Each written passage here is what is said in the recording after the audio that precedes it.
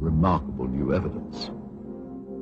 If this film indeed corresponds with Vereshchagin's story, what we are looking at is the scene of the crash site in Pereyaslawski as viewed by a camera on top of a military truck. The focal point of this scene is here, and indeed appears to be a disc embedded in the ground. Here we see soldiers exiting the truck, led by a captain.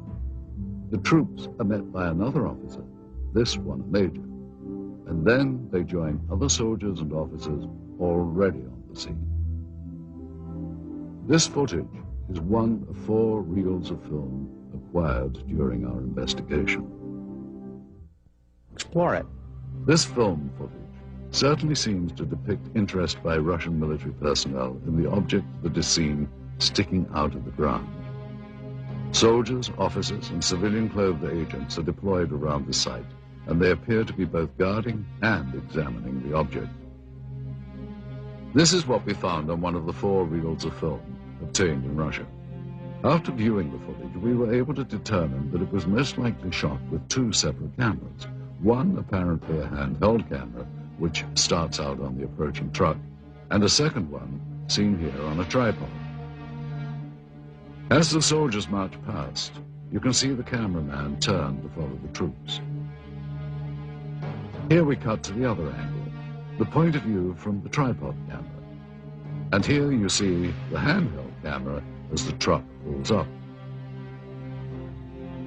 Both cameras change vantage points several times during the film, as if to get better views or perhaps under orders of a superior.